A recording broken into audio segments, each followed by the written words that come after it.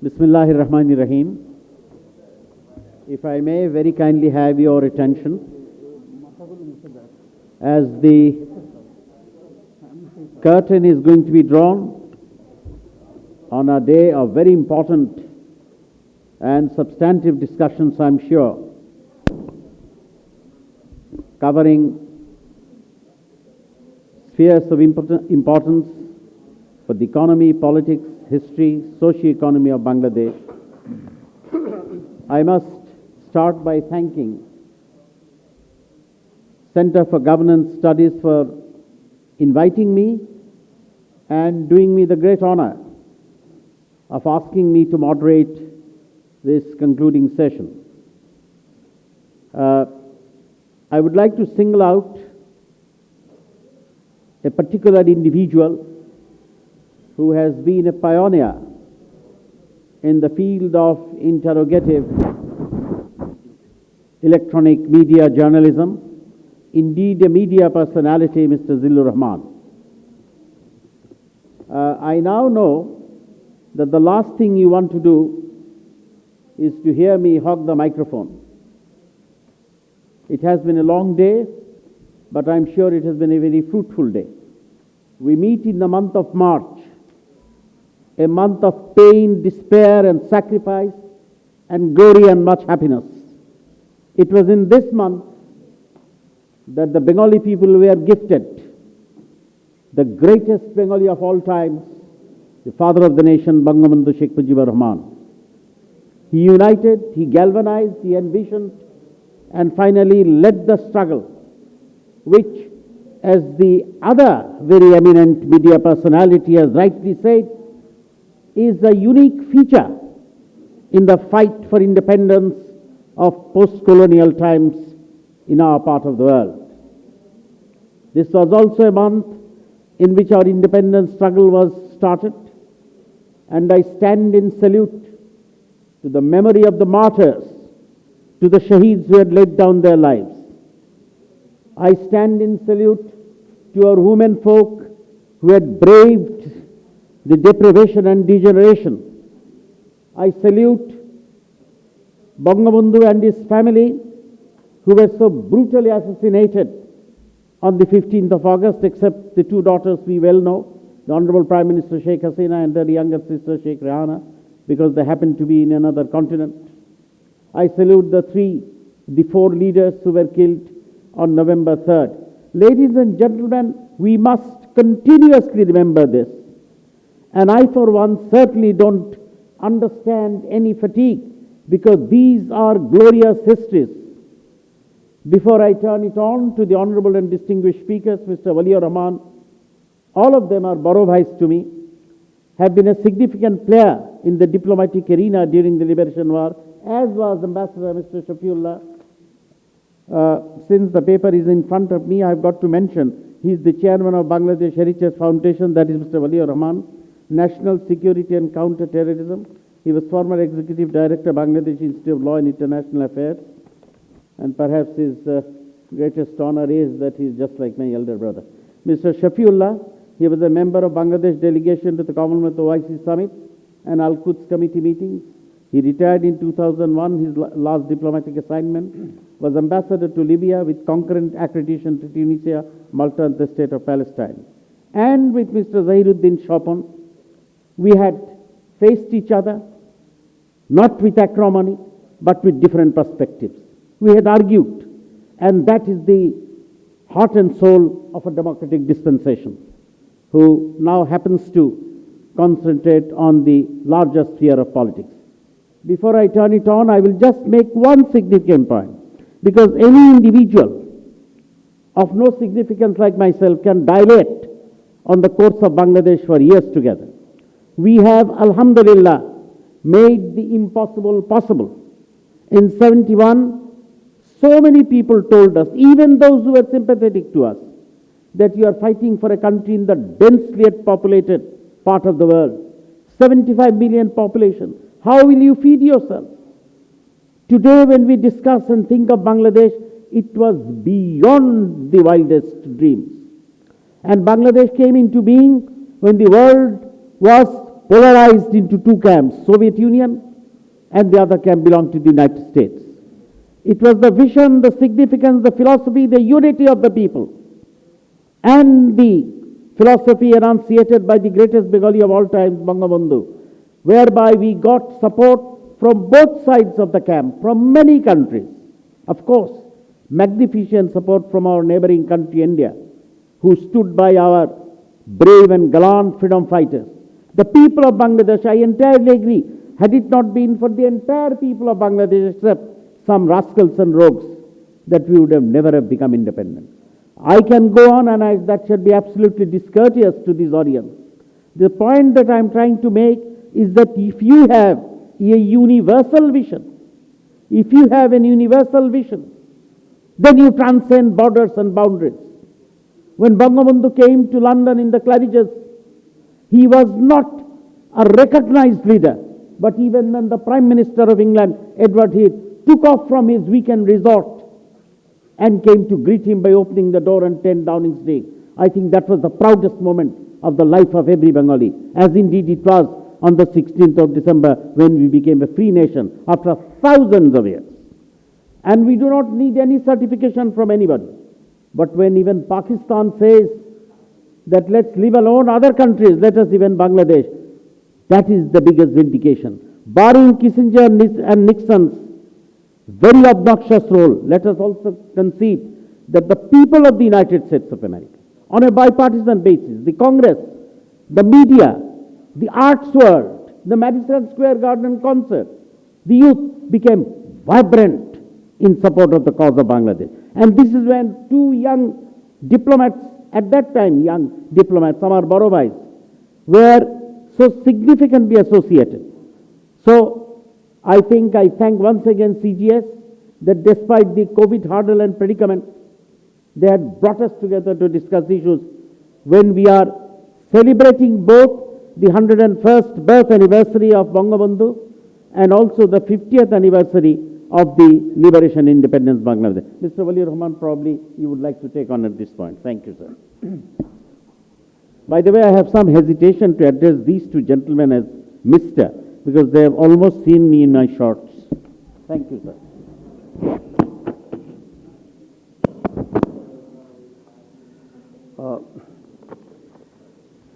Thank you. Thank you, the organizers. Mr. Zilur Rahman in particular. It's very late for us. We have perhaps 5 minutes each. So I'll be very brief and then perhaps have to finish at an early time that you would expect. The subject today is this session in particular. This could have been the first one in the morning. This has so much of meat in it, so much to say about this, particularly with relation to Bangladesh and today's development. History of Bangladesh, 50 years of Bangladesh. As we have said very well, that this is 50 years of Bangladesh, pathways and trajectories. And at the same time, this is also the 101st anniversary of the birth of Bangabandhu Sheikh Mujibur Rahman, on whom we are having a big program launched by the government, and I'm sure that you are seeing, some are participating in that or some are seeing it on the TV. Now I come to the subject of politics and beyond. Now you see, politics is something that we all know about, but then shouldn't we know a little bit more about it? When the Greek political and the military leaders went to Socrates, and they wanted the permission of Socrates whether to go and fight the Spartans, because Sparta was a weaker state. Greek land was a bigger, stronger state. So when Sparta became stronger than Greece, so Greece wanted to go and fight with them. This is a kind of a problem, we call it problematic, which is known as Thucydides, because it was written by Thucydides, the Peloponnesian War. Socrates said, go ahead.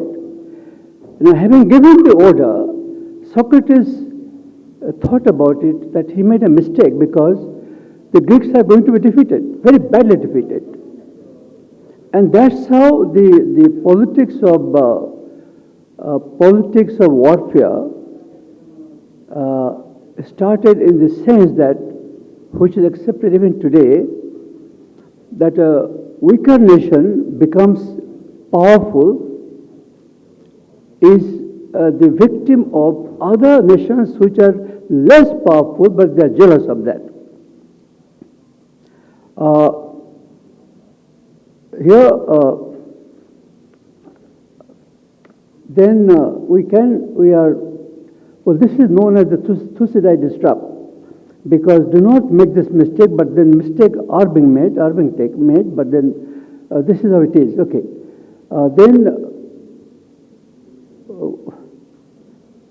Look, in political history, we have been seeing 5,000 years ago. You see, there was a time in China, the 6,000 small states were there. And out of 6,000 states, slowly, the biggest one, the most powerful one, got it down to 6. So from 6 to 1 now, the Han state, that's the present China. Now, look at India. These two countries are the oldest civilizations in the world, even older than the Mesopotamian, but we don't talk about Mesopotamia, we don't talk about the Egyptian one. But these two particular civilizations where warfare took place, where fighting took place. So, so China became one, then India is in the early stage. You remember this Kautilya and his diplomacy and his king.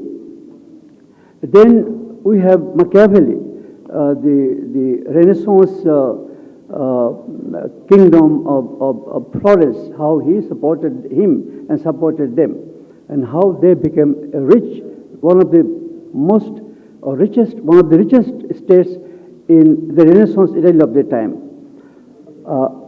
Then we come to the next step on politics again, which is Bangabandhu Sheikh Mujib and his two honorable ministers. I remember they talked about Bangabandhu, but I'm not going there. See, Bangabandhu Sheikh Mujib had to give independence to the Bangladeshis, Bengal. The Bengal had never been independent. So he had to prepare himself physically and mentally for a war, because he will not get independence for the Pakistanis without a war. And the war took place. It has been said, I think, over the days, and it was a bloody war. We lost 3 million. The Pakis also lost thousands. We don't have an exact number. But then we won the war with the help of our friend India. But then we are still in politics. Now, you see, the last one that I'll stop on this side before I go to the question of beyond, which is very, is kind of both philosophical as well as technical. Now, we very often talk about the Congress of Vienna. Now, Europe was the center. America came the other day only, 300 years old. But Europe has been there for 800 years, maximum about 900 years. And the most important countries of Europe, like the British, they all had their colonies. They colonized the entire world basically, as the British colonized India, Bangladesh included, for 200 years, 190 years actually. And Bengal was one of the worst sufferer at the hands of the British.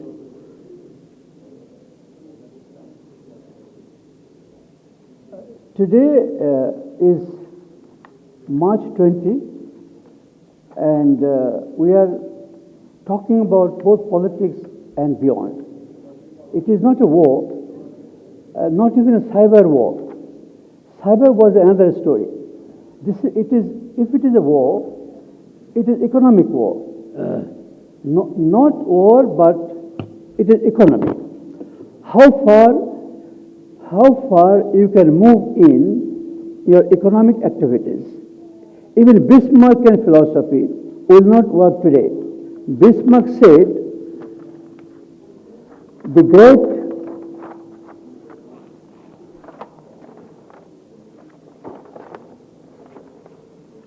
great questions of the time will not be resolved by speeches and majority decisions. That was the great mistakes of 1848 and 1849. But by iron and blood, but it didn't work. It didn't happen. But then the Congress of Vienna worked. Napoleon was stopped. Politics. There was no philosophy, no history, nothing. Napoleon came from where you all know. It was sheer politics and political history. He wanted to dominate whole of Europe.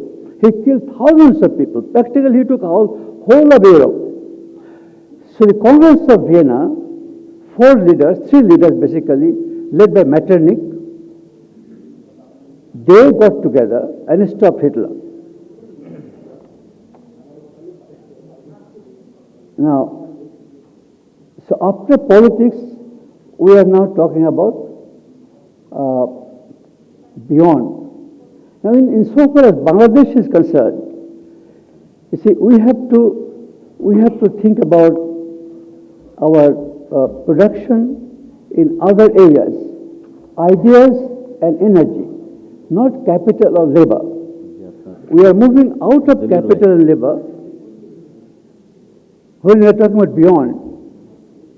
And the mention has been made about the digitization of Bangladesh, rightly so. So we are now basically talking about, intelligently talking about, mind the word intelligent. We don't talk about capital and labor, which is important, of course. Capital and labor have been talked about here about an hour and a half ago, 2 hours ago. I was here sitting. They have talked about capital and labor. But I am talking about not capital and labor, ideas and energy. A country must be a source of ideas and energy. The United States has been and can be the world's most important continuing source of new ideas, big and small, technical and creative, economic and political. But to do that, it has to make some significant changes. 2 more minutes, miss. So after the politics, what is there today? To survive as a nation state, we have to see how many engineers we are producing and how many in real merits. Be surprised, don't be surprised. In India, they are producing 5,000 engineers a year. But guess, where are they working? There is no job for them. So they are working in various odd places, in commercial places, etc., etc., etc. Infosys hires about 100 engineers. Now they have their own university, Infosys. They trained engineers there to make them perhaps able to do what Infosys is doing. So the standard of engineers is so low. It's not Bangladesh. We should not always blame Bangladesh. It's India. India has other things much higher. But in engineering part, it is as low perhaps, if not, well, slightly above that of Bangladesh. Then they bring professors from MIT, professors from Harvard, that's what they're trained there.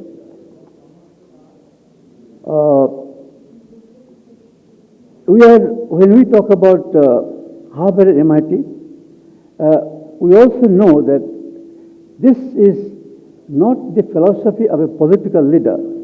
Even Das Kapital worked for a particular time. Even Malthus today does not come handy to us. So things are changing so fast. আপনারা যারা এখানে আছেন young generation তারাও দেখতে পাচ্ছেন we are much above you. We have seen many things that you have not seen. যেটা আপনাদের কাছে অবাক মনে হচ্ছে আমাদের কাছে অবাক মনে হচ্ছে আমরা দেখছি everything we are seeing from day one, from the day I resigned from the Bangladesh Pakistan embassy and joined the Bangladesh government as a refugee, and I was a refugee in Geneva for 9 months. You see, so what I'm trying to tell you that look, this is how a country is born and a country is built in spite of the fact that the father of the nation was murdered only after 3.5 years. I have just finished, yes, miss.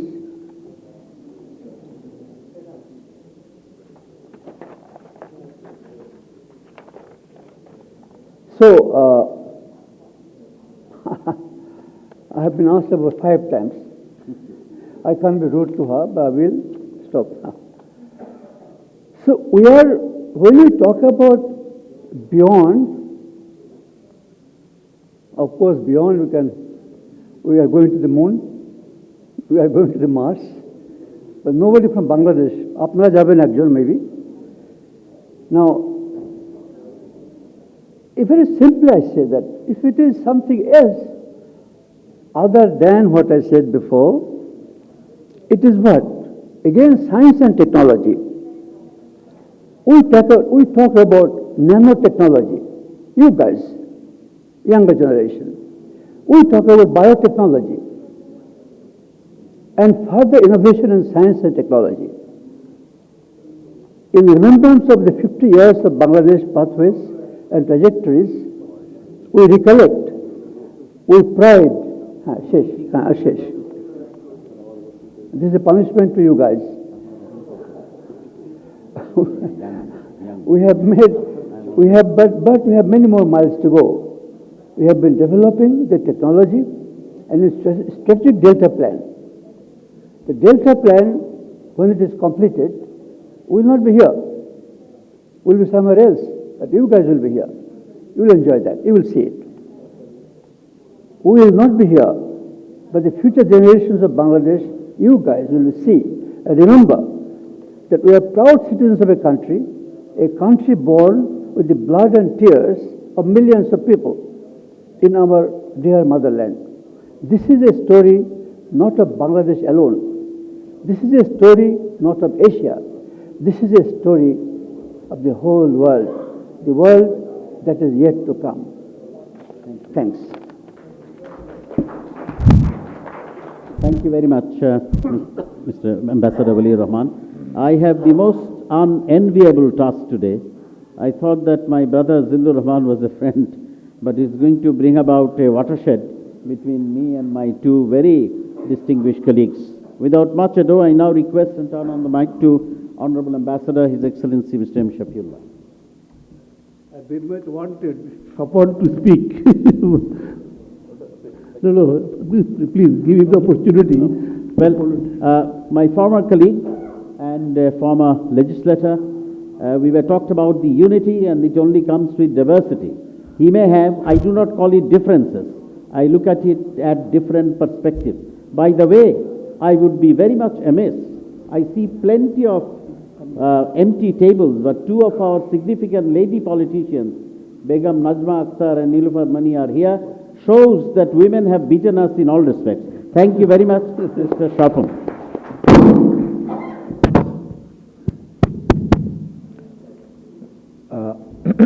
Firstly, I would like to thank CGS. And really, always I do appreciate my friend Jilur, that he organized the politicians who really think for politics and nation and patriotism, not only doing party, not only doing partisan activities. That's why a special thanks to him. And I am really honored to be here as a panel discussant. Though it is very short time to discuss all these things, because beyond politics is a long subject, and for a field activist politicians, it is really difficult for me. But I will try to be briefed. In fact, the political trajectory and the economic trajectories, if we look last 50 years, we'll see that never it was very straight. And really it was sometimes ups and downs and complicated, and sometimes it was very risky, and sometimes the future of nation was came to ace, then again we have to be a stand. And still, the patriotic people of the nation is really thinking about the political process, that whether the political process is still that much healthy to contain the multi-political thought, which is the spirit of the democracy. But I'm sure that everybody will agree that we are on that way, but still we cannot say that we achieved that much political maturity to contain the multi-thought, multi-thinking, multi-participation, yet we cannot achieve it. And even to define the history, we saw that is the same thing when we are listening our students community, especially the coming generation, history from the Awami League dais or from the BNP dais or from the any political philosophy, those who are holding, there is sometimes little bit a different point on the basic points of the history and milestone of the history. So that is very much clear that after 50 years, we did not create that type of consensus in our political process. So beyond politics, when we will discuss on this issue, we have to understand that after 50 years, having a very great heroic political process and political activities, political deed like our independence war, still we could not have that type of consensus, and the political forces is not been institutionalized. That's why it is very easy to make difference between the political parties and the political process and the political forces. And that's why there are sometimes so disastrous situation came in our political history, which we saw in 1975, 15th August, and also after that we saw it. Though the part of the politicians, they tried it, and still we are trying. We have parliament, all the political parties are including in parliament. With all debate, there is a parliament. Even Bangladesh Nationalist Party, BNP, my party, they have a very, very bitter experience that the 30th December election in 2018, it took place in 29th December night. Having all criticism, still we are in parliament, because as a constitutional, as a party of rule of law, as a party of constitutional process, we have to continue this type of institution. But still we could not make in it. Now, this is my approach to the Center for Governance Studies, CGS, that as a Center for Study, I look that always CGS tried to make that type of genuine consensus in political process, and the political leaders, they're trying to mobilize, and I do appreciate that there are some politicians in Awami League, in BNP, in other political party, they're really thinking about the development of the country, and which is implied that without having consensus in political process, it cannot be achieved.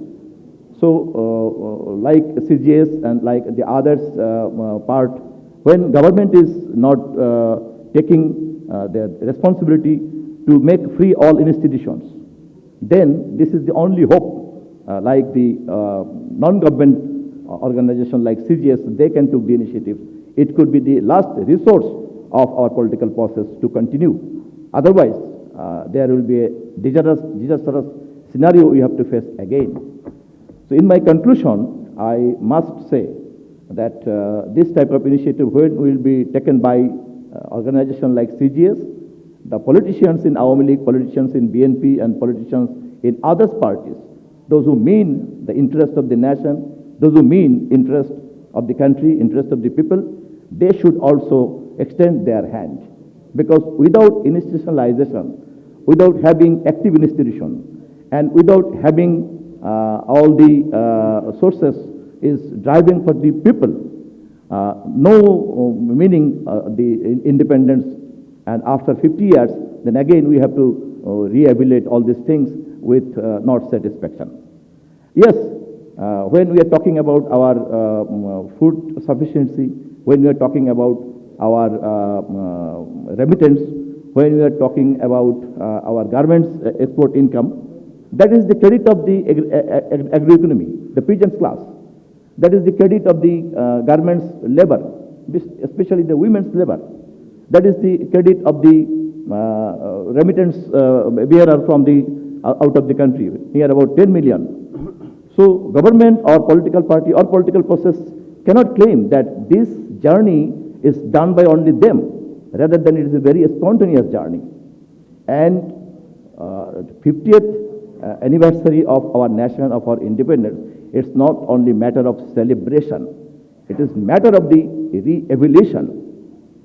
As a politician, as a political activist, and as a person, as an institution, those who are involved with the future of the nation, future of the country, they must think this is not only the celebration and this is not only the scope to distort the history. It could be it could be take as an opportunity to re-evaluate that what the mistake the politicians have done last 15 years and how we could repair it and we could make it in future. And from that way, we can have the experience, and we can, with celebration, we can have lesson from the 50th experience and the anniversary of our country. And this way, we can pay our regards to the gallantry awards holders, we can pay our regards to the martyrs, we can pay our regards to the fathers of nation, founding figures. Thank you very much. Thank you very much indeed. Amartya Sen famously wrote his book, Argumentative Indian. And a famous British journalist once said that you know a Bengali is dead when you find that his jaws are not moving. So there can be nothing beyond politics. Tagore thundered that in my Shantiniketan I shall not allow politics. Within a few months, Mahatma Gandhi was invited to speak. So I think it is the strength of politics which brings us together as we celebrate the 50th anniversary of the independence of Bangladesh, in which, as I am sure we shall agree, that we are today a matter of pride, we can take a note of. We not only head the South Asian League and many of the social and political indicators, the world is looking at us. We are no longer a question mark. Ambassador Shafullah, I am sure that you will dilate on this matter. Thank you very much. Thank you. We are asked to say something on politics and beyond politics. Politics and politicians, they define the fate of a nation. We remember 1971, and before 1970, before 1969. It is the politicians, they defined our society, our politics, our life. Like a wave in the sea, 1969, 70, 1971. The fate of a nation has been changed, a new nation born, which by name Bangladesh, it did not exist before in the world map. So it is the politician and the politics, they defined the fate of a nation. Look at the subcontinent. Again, the same thing. The British, the Congress, and the Muslim League, they decided the fate of the subcontinent. Two nations came out of one nation. And 1971, a three nations born in place of one nation. So it is the politics and the politicians that determine our life to a great extent. Now, today we celebrate 50 years of independent Bangladesh and the 100th birth anniversary of Father of the Nation, Bangabandhu Sheikh Mujibur Rahman, who defined our life and created a new nation, Bangladesh. And I had the honor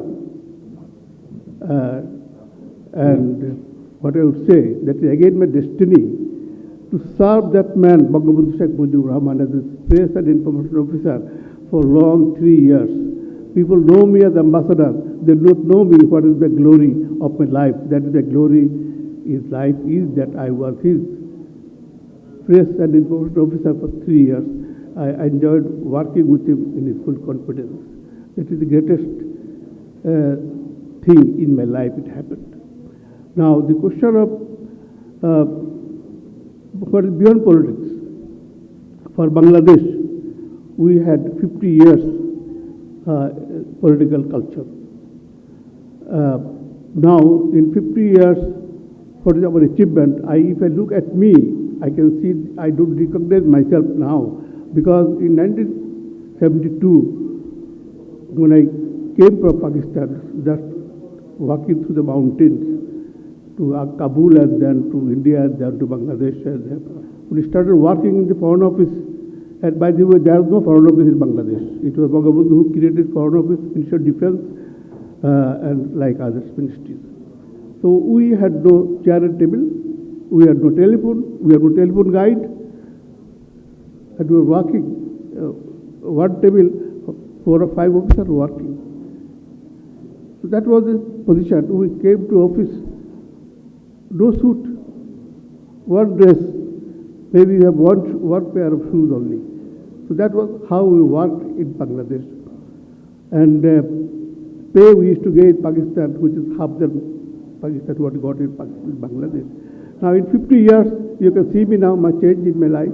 You change your family, you will find everybody has changed so much in 50 years. And it's for better, because we are an independent country. And now Bangabandhu said in London that it was his journey from darkness to light. And same thing happened to us. From darkness, we come to light, to independent country, a proud citizen of a free nation. That is our identity in the nation, that we are a free country. We have a flag, we have a geographical position, which you did not have had in 1971. Now, about Bangabandhu, since I have so many things to say you, but I will say only one thing that in those days, aerogram was very popular. And students, young people, or older young, everybody write to Sheikh Mujib, Bangladesh, in the aerogram address, and the letter came to his office. I was the desk officer for that. And then someone day, Sheikh Mujib, Dhaka is the capital of Senegal. Dhaka was not known, but people heard Dhaka. He wrote Dhaka, and the letter came to his office here, Bangladesh. And one man sent cover photo of Time, and he said, please give me an autograph of that. And it was banned in Pakistani days that magazine Time, which covered Bangabandhu during Liberation War, and it did come to him, and he autographed it, and it went to the destination. You see, that was the man. He was known. A country was known by his name, Sheikh Mujib, in those days, Bangladesh.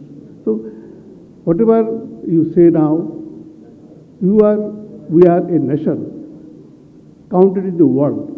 The development we made in 50 years is worthy of recognition by the people.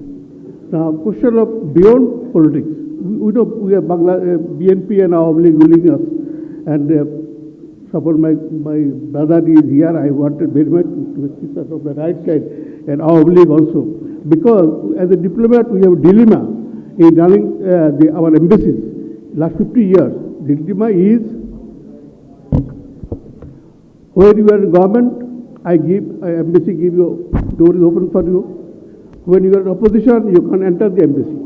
But we represent government of Bangladesh, country Bangladesh, People's Republic of Bangladesh. We represent president. We are a territory, Bangladesh territory abroad. It is a Bangladesh abroad, small territory. Now everyone has access to embassy. Now the culture developed here is somebody, it is closed. When the power is open. So we want that next 50 years, that culture should go out of it. And secondly, the ruling party, whoever there in Bangladesh, they are people abroad.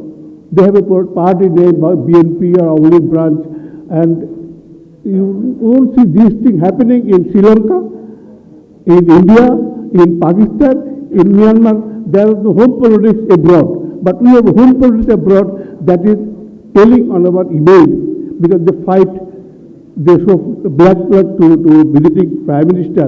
And the people in those countries, they laugh at us. What country you are? So this is the thing must change in the next 50 years. We have to see a healthy Bangladesh abroad, and the image of Bangladesh is abroad a bright one, and we can work for the country. So we request both the political parties of Bangladesh to go away from this culture, have a new culture. Let us start new. Next 50 years should be a different Bangladesh, much bright and proud Bangladesh. That much we want from our politicians. Thank you so much. Thank you, Excellency Ambassador Waliur Rahman. Thank you, Ambassador Shafiullah.